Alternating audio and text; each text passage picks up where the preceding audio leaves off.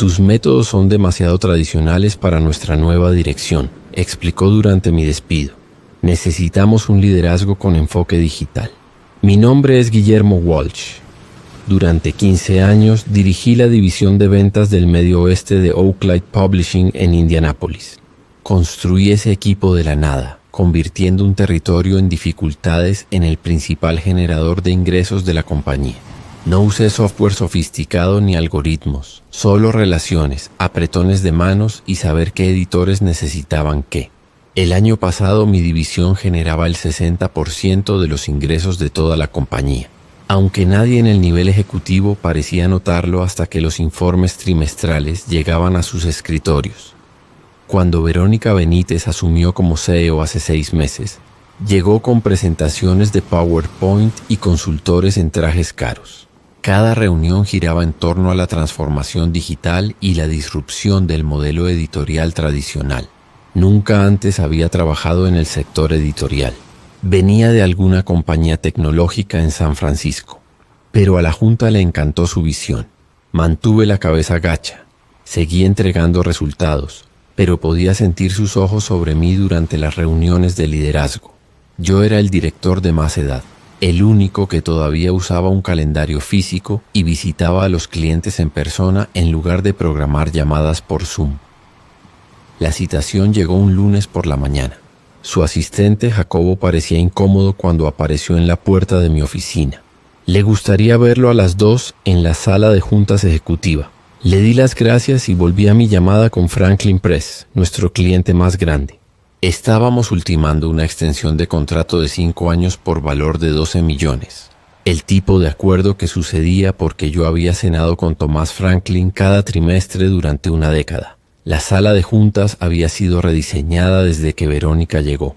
Paredes de cristal, muebles minimalistas, una enorme pantalla digital donde solía estar la mesa de conferencias tradicional.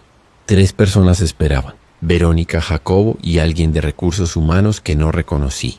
Supe lo que venía antes de que hablara. Guillermo, gracias por todo lo que has hecho por Oaken Light, comenzó, con las manos entrelazadas sobre la mesa. Pero hemos decidido movernos en una dirección diferente con el liderazgo. Escuché en silencio mientras ella explicaba cómo mis métodos estaban desactualizados, cómo necesitaban a alguien más alineado con su enfoque de lo digital primero, alguien más joven, aunque evitó cuidadosamente decir esa parte en voz alta. Le agradecí la oportunidad, le di la mano y salí sin discutir. 15 años terminaron en una reunión de 15 minutos. Lo que Verónica no entendió fue que en el mundo editorial, especialmente con las casas editoriales antiguas y establecidas que representaban el 80% de nuestro negocio, la confianza no se construía a través de algoritmos o campañas de correo electrónico. Despejé mi escritorio mientras el resto del equipo estaba almorzando, sin despedida, sin escenas, solo con tranquila dignidad. Pero cuando llegué a mi coche, me senté allí durante mucho tiempo mirando mi teléfono. 3 llamadas perdidas de Thomas Franklin. Ya se había enterado. Empecé en Oaken Light cuando todavía se llamaba Midwestern Literary Partners. Una operación pequeña entonces, solo 20 empleados y un puñado de clientes regionales. Yo venía de Heritage Books después de que fueran comprados por una de las grandes editoriales de Nueva York.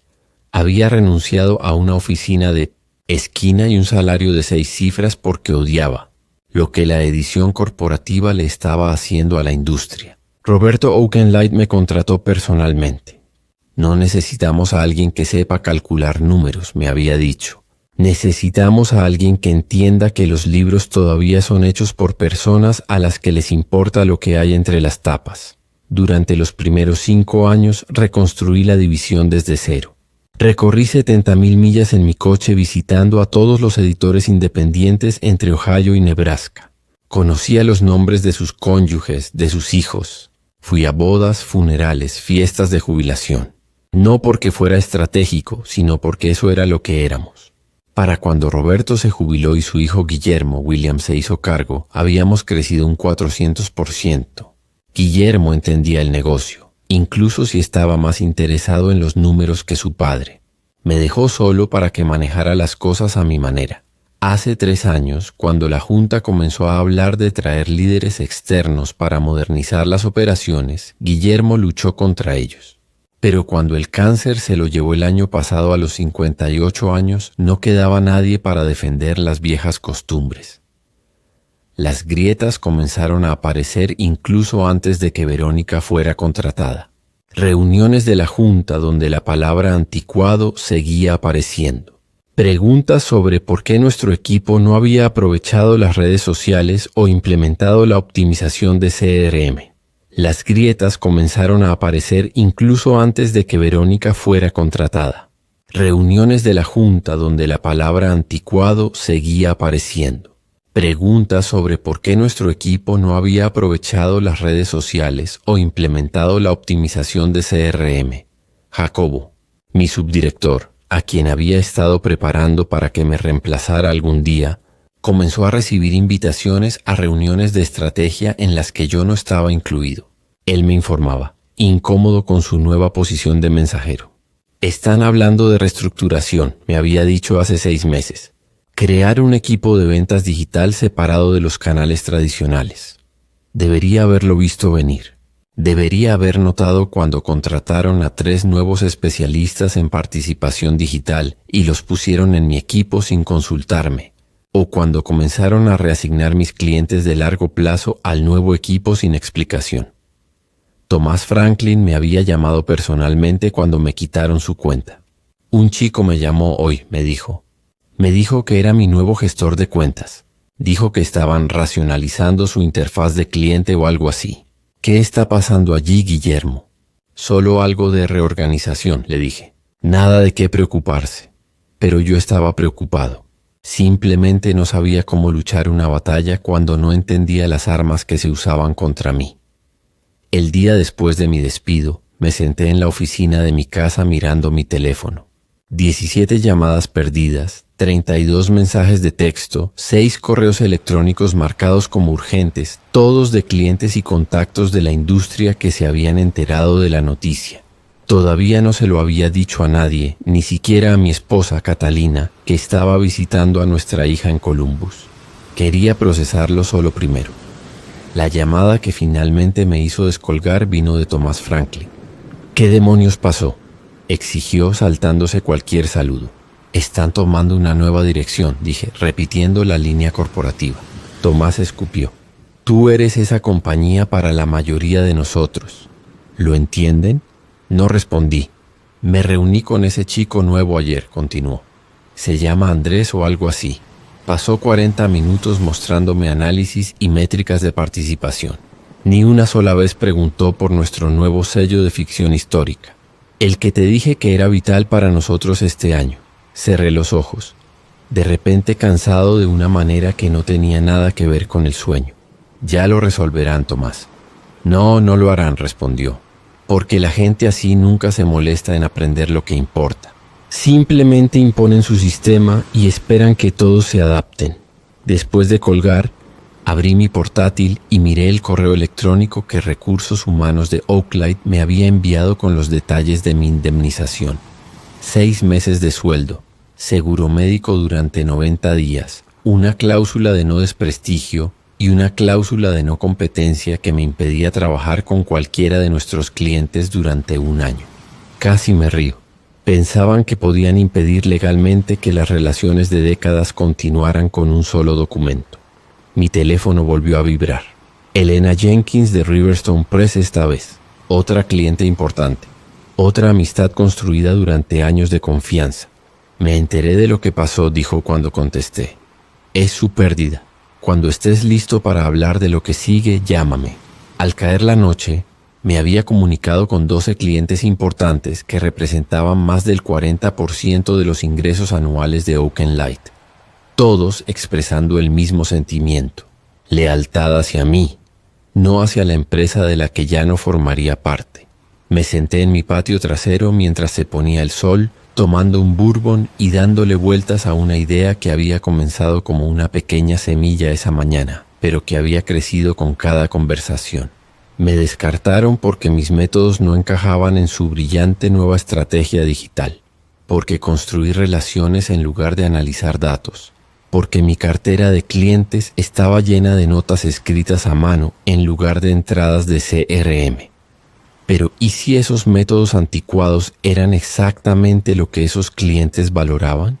¿Y si lo mismo que Verónica Benítez veía como mi debilidad era en realidad mi mayor fortaleza? Saqué mi teléfono e hice una llamada a mi abogado, Benjamin Weiss. Ben, necesito que revises algo por mí. Una cláusula de no competencia. ¿Te despidieron?, preguntó sorprendido. Sí, y creo que podría ser lo mejor que me ha pasado. No quería venganza, solo quería seguir haciendo lo que siempre había hecho, ayudar a los editores a conectarse con los socios adecuados. Y si OakenLight ya no valoraba ese servicio, había muchos otros que sí. Esa noche, por primera vez desde la reunión de despido, dormí profundamente. 2 semanas después de mi despido, me reuní con Benjamín en su oficina del centro. Había revisado mi acuerdo de no competencia y tenía noticias que no esperaba. Es esencialmente inaplicable, dijo, deslizando el documento sobre su escritorio. Cometieron un error crucial. El alcance es demasiado amplio, la duración demasiado larga y, lo que es más importante, no pueden impedirte usar conocimientos y habilidades generales en tu industria. Entonces, ¿podría iniciar mi propia consultoría? Pregunté. Podrías, asintió Benjamín. Pero hay un inconveniente. Aún te demandarán si lo intentas. Incluso si finalmente pierden, pueden hacer que el proceso sea costoso y doloroso. Consideré esto. OakenLight tenía mucho dinero y una junta que no dudaría en usarlo contra una amenaza percibida. ¿Qué pasa si no me acerco a ningún cliente directamente?, pregunté. ¿Qué pasa si simplemente estoy disponible? Benjamín sonrió. Esa es una historia diferente por completo. Al día siguiente, presenté la documentación para establecer consultores editoriales Walsh. Sin sitio web, sin material de marketing, sin campaña de divulgación, solo una entidad legal que podía aceptar pagos y proporcionar servicios. 3 días después, Thomas Franklin me llamó. Escuché que has abierto tu negocio, dijo sin preámbulo. Las noticias viajan rápido, respondí. En este negocio como la pólvora. Oye, necesito ayuda con nuestra estrategia de catálogo de invierno. El nuevo equipo de OakenLight nos está presionando hacia los mercados académicos, pero mi instinto dice que deberíamos apostar doble por nuestra serie histórica. Necesito a alguien que entienda tanto los números como a los lectores. Todavía estoy resolviendo mis próximos pasos. Tomás. 15,000 por 2 meses de orientación estratégica, replicó. Sin competencia directa con los servicios de OakenLight, solo ayudándonos a tomar buenas decisiones. Era una oferta generosa y cuidadosamente estructurada para evitar un conflicto directo con mi cláusula de no competencia.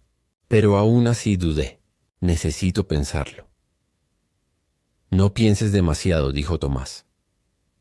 Estamos tomando decisiones la próxima semana. Después de colgar, recibí una llamada inesperada de Jacobo, mi antiguo subdirector. ¿Podemos reunirnos?, preguntó su voz susurrada. No en la oficina, en un lugar tranquilo. Acordamos vernos en una pequeña cafetería cerca de Eagle Creek Park, lejos del centro y del mundillo editorial. Jacobo parecía nervioso cuando llegó, revisando constantemente por encima del hombro. Está mal, dijo una vez que aseguramos una mesa en la esquina. Me ascendieron a tu puesto, pero solo soy una figura decorativa. Todas las decisiones reales vienen del nuevo equipo digital. Eso no es sorprendente, respondí. No lo entiendes. Están desmantelando sistemáticamente todo lo que construiste. Reasignaron todas tus cuentas principales al equipo digital. Están implementando un sistema CRM obligatorio que ninguno de los vendedores más antiguos puede manejar. 3 personas ya renunciaron. Tomé un sorbo de mi café, manteniendo mi expresión neutral. ¿Y los clientes?, pregunté. Jacobo miró a su alrededor de nuevo antes de inclinarse. Están furiosos. Riverstone amenaza con irse. Thomas Franklin no ha devuelto las llamadas en una semana. Las proyecciones trimestrales son catastróficas. Y Verónica culpa a la transición diciendo que es una turbulencia esperada. Dudó. Pero hay más. Te están vigilando. Legal tuvo una reunión sobre tu no competencia ayer. Les preocupa que puedas robar clientes. Ahora entendía su paranoia. Estaba arriesgando su nuevo puesto para advertirme. Gracias por decirme esto, Jacobo. Él asintió, luego deslizó un sobre la mesa. Lista de contactos de clientes actualizada con correos electrónicos personales y números de teléfono celular. Se levantó para irse. Yo no te di esto y nunca nos reunimos hoy. Después de que se fue, me quedé sentado durante mucho tiempo, volteando el sobre en mis manos. Usar esta información sería exactamente lo que Oakenlight temía y esperaba. Justificaría acciones legales en mi contra, posiblemente incluso contra Jacobo. Habían tendido una trampa anticipando mi próximo movimiento, lo que significaba que yo necesitaba hacer uno completamente diferente. Dejé el sobre la mesa intacto cuando salí. Pasó un mes. No había contactado a ningún cliente de Oakenlight a pesar de las llamadas diarias de editores que pedían ayuda. Respondí cortésmente, citando consideraciones profesionales. La cláusula de no competencia podría ser defectuosa, pero yo no estaba listo para probar sus límites. En cambio, me centré en contactos de la industria fuera de la lista de clientes de Oaklight, pequeños editores independientes, editoriales universitarias, agentes literarios que buscaban orientación, trabajo que no desencadenaría problemas legales, pero que me mantendría comprometido con el campo que amaba. Luego vino la invitación que no esperaba. Haroldo Blackwood, presidente de la junta directiva de Oakenlight, me pidió reunirme en privado, no en la oficina, sino en su club del centro. Acepté más por curiosidad que por otra cosa. La Asociación de Caballeros de Indianápolis era todo madera oscura y conversaciones susurradas. Haroldo, de 70 años y cabello plateado, esperaba en una sala privada con 2 vasos de scotch ya servidos. «Gracias por venir, Guillermo», dijo, señalando la silla frente a la suya. «Me imagino que te preguntas por qué quería reunirme». El pensamiento cruzó mi mente. Empujó uno de los vasos hacia mí. Las cosas en Oakenlight no van como se esperaba. Tomé un pequeño sorbo sin decir nada. «Los ingresos han caído un 38% este trimestre», continuó Haroldo. «La retención de clientes ha caído a su punto más bajo en la historia de la compañía. La iniciativa digital que se suponía que transformaría nuestro modelo de negocio, en cambio, ha alienado a nuestra base de clientes principal». «Eso es desafortunado», respondí neutralmente. Haroldo me estudió. «No pareces sorprendido. La edición es un negocio de relaciones. Siempre lo ha sido. Así lo estoy aprendiendo». Se inclinó hacia adelante.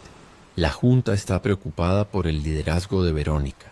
Sus estrategias pueden haber funcionado en tecnología, pero la edición opera de manera diferente. ¿Por qué me dices esto? Porque nos gustaría que volvieras como director de ingresos, por encima de Verónica en la jerarquía». Lo miré fijamente, procesando la oferta. ¿Qué pasará con mi reemplazo? Jacobo es un buen hombre, pero no tiene tus relaciones con los clientes o tu conocimiento de la industria. ¿Y Verónica? ¿Ella aceptaría este arreglo? El rostro de Haroldo se endureció. No tendría otra opción. Las piezas encajaron de repente. Esto no se trata de los ingresos de este trimestre, ¿verdad? Esto se ha estado gestando por más tiempo. Haroldo suspiró, la fachada resquebrajándose. Verónica fue una contratación de Guillermo, William, su última decisión importante antes de que su enfermedad se volviera inmanejable. La Junta tenía reservas, pero nos remitimos a él por respeto. Después de que falleció, le dimos la oportunidad de demostrar su valía. No lo ha hecho, y mi despido no fue aprobado por la Junta. Nos informaron después del hecho, al igual que varios otros cambios organizacionales significativos. Me recosté, comprendiendo el panorama completo. Verónica había estado deshaciéndose de la gente de Guillermo, reemplazándolos con los suyos. Mi despido no se trataba de transformación digital. Se trataba de eliminar a cualquiera leal al liderazgo anterior. La oferta es generosa, continuó Haroldo. El doble de tu salario anterior, control total de ventas y relaciones con los clientes y el respaldo total de la Junta para reconstruir tu equipo. Era todo lo que debería haber deseado. Vindicación, poder, seguridad. Necesito tiempo para considerarlo, dije. Por supuesto, pero no tardes demasiado. La situación se está deteriorando rápidamente. En el camino a casa le di vueltas a la conversación. La junta no solo se había dado cuenta de que habían cometido un error con mi despido. Habían sabido que estaba mal desde el principio, pero les había faltado el coraje para detenerlo. Ahora que estaba afectando su balance final, de repente me querían de vuelta. Y había algo más. Algo que Haroldo no había dicho explícitamente, pero que yo había entendido de todos modos. Querían que fuera el verdugo, que regresara y desmantelara todo lo que Verónica había construido y finalmente a la propia Verónica. No me querían por mis habilidades de relación, me querían por mi lista de clientes y la lealtad que conllevaba. La comprensión no me enfureció, me hizo estar seguro de lo que tenía que hacer a continuación. Rechacé la oferta de Haroldo a la mañana siguiente con un breve y cortés correo electrónico. Su respuesta llegó a los pocos minutos, una oferta para aumentar aún más el paquete de compensación. No respondí. En su lugar hice 3 llamadas telefónicas. La primera fue a Tomás Franklin. Estoy listo para discutir ese acuerdo de consultoría, le dije, pero me gustaría sugerir un enfoque diferente. Te escucho, dijo.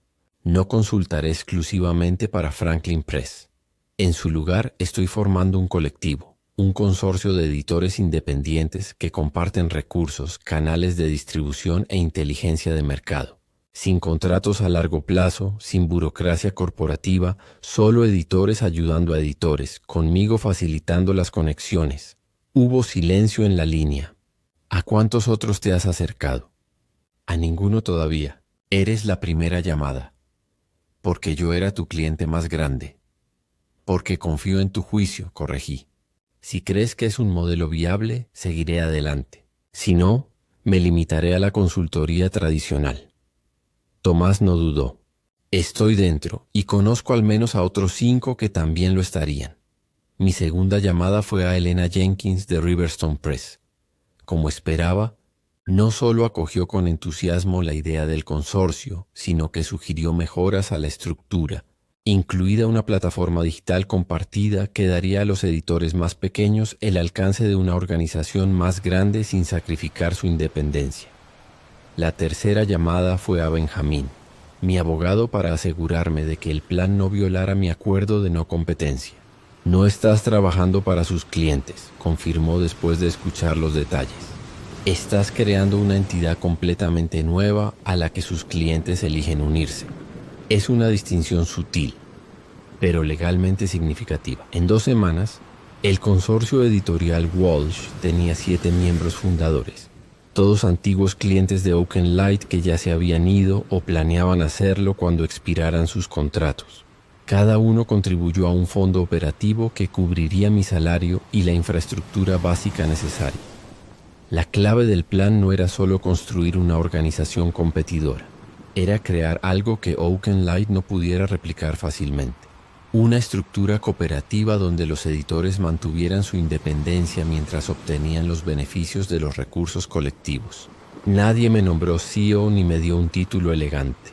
Yo era simplemente el facilitador, el conector que entendía lo que cada miembro necesitaba y quién podía proporcionarlo. Alquilamos un espacio de oficina modesto en Broad Ripple, lejos del distrito de negocios del centro donde se agrupaban Oaken Light y otros editores corporativos. Contraté a 2 miembros del personal, un recién graduado universitario para manejar las comunicaciones y las redes sociales y un gerente de operaciones editoriales veterano que se había jubilado recientemente, pero no estaba listo para dejar de trabajar por completo. La noticia se difundió rápidamente a través de la unida comunidad editorial. Al final del primer mes, 3 editores más se habían unido al consorcio. Al final del segundo, tuvimos que expandirnos a oficinas más grandes. Tuve cuidado de nunca solicitar directamente a los clientes de Oaken Light. No lo necesitaba. Vinieron a nosotros atraídos por las historias de éxito que escuchaban y las frustraciones que experimentaban con el enfoque de lo digital primero que ignoraba las relaciones personales en el corazón de la edición Jacobo. Llamó una noche a finales de septiembre, 2 meses después de nuestro lanzamiento. «Saben lo que estás haciendo», dijo sin preámbulo. «Verónica está furiosa. Está hablando de acciones legales». «No hemos violado ningún acuerdo», respondí con calma. «Eso no evitará que lo intente». Hizo una pausa. Hay una reunión de la junta mañana. Resultados trimestrales. Va a ser feo. Esa ya no es mi preocupación, Jacobo. Lo sé, pero dudó. Pensé que deberías saberlo. Y quería preguntar, ¿hay sitio para uno más en tu nueva empresa? He llegado a mi límite aquí. Sonreí para mis adentros. Todo estaba procediendo exactamente como había anticipado. No porque estuviera buscando venganza, sino porque entendía la industria de una manera que Verónica nunca lo haría. Pasa por la oficina mañana, le dije. Hablaremos. La llamada de ganancias trimestrales en octubre contó la historia. Los números nunca mienten. Oakenlight Publishing reportó una caída del 45% en los ingresos en comparación con el mismo trimestre del año anterior. Sus acciones cayeron un 17% en un solo día. No escuché la llamada yo mismo.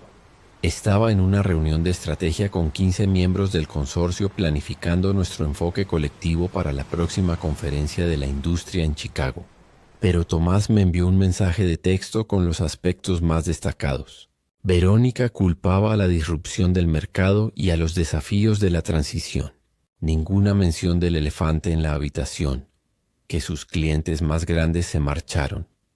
Más tarde esa tarde mi teléfono sonó con un número que no reconocí. ¿Es Guillermo Walsh?, preguntó la voz de una mujer. Soy Patricia Harrington, de la junta directiva de Oakenlight. Su tono era cortante, formal. Llamo para informarle que hemos votado a favor de renunciar a su acuerdo de no competencia con efecto inmediato. También hemos autorizado a nuestro equipo legal a preparar un cese y desista con respecto a lo que consideramos una interferencia con nuestras relaciones con los clientes. Esperé, dejando que el silencio se alargara. ¿Tiene alguna respuesta, señor Walsh? Solo una pregunta, dije. Finalmente. Han hablado con sus clientes directamente, no a través de gestores de cuentas o encuestas de satisfacción. ¿Se han sentado realmente con Tomás Franklin o Elena Jenkins y les han preguntado por qué se fueron? Eso no es relevante para... Es lo único que es relevante, interrumpí. No se fueron porque yo empecé algo nuevo. Se fueron porque Oakenlight dejó de valorar lo que les importaba. La reunión de la junta todavía está en sesión, dijo después de un momento. Quizás le interese unirse a nosotros y explicar su perspectiva directamente. Aprecio la invitación, pero estoy en medio de mi propia reunión, con 15 editores que han elegido un camino diferente. Ella se quedó en silencio tanto tiempo que pensé que la llamada se había cortado.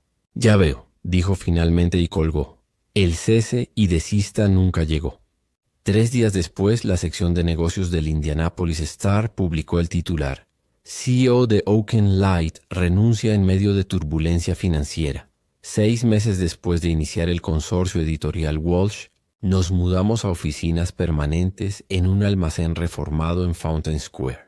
23 editores miembros ahora, con una lista de espera de otros que querían unirse. Nos habíamos expandido más allá de Indiana para incluir editoriales pequeñas y medianas en todo el Medio Oeste.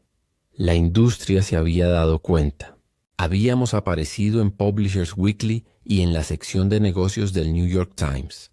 La revolución de las relaciones en el mundo editorial, lo llamó un titular. Yo no me había propuesto crear un movimiento, solo preservar lo que sabía que funcionaba. Pero a veces las viejas costumbres vuelven a ser revolucionarias cuando la gente recuerda por qué importaban en primer lugar. Haroldo Blackwood llamó un martes por la mañana. Oakenlight tenía un nuevo CEO ahora, ascendido desde dentro, alguien que había estado en la compañía durante décadas. Nos gustaría discutir la posibilidad de que Oakenlight se una a su consorcio, dijo, sin preámbulo. Sonreí para mis adentros. Así no es como funciona, Haroldo. No estamos adquiriendo miembros de su tamaño. Quizás un acuerdo de asociación entonces. Lo llevaré a nuestro consejo de liderazgo, le dije, aunque ya sabía cuál sería la respuesta. Los editores que se unieron a nosotros lo hicieron precisamente para escapar del enfoque corporativo que Oakenlight representaba. Después de colgar, caminé por nuestra oficina abierta, sin suite ejecutiva para mí, solo un escritorio entre los demás donde podía ser parte de las conversaciones diarias que nos mantenían conectados con lo que importaba. Jacobo levantó la vista de su estación de trabajo. ¿Todo bien? Todo bien, asentí. Oakenlight quiere unirse al consorcio. Él se rió, hablando de cerrar el círculo.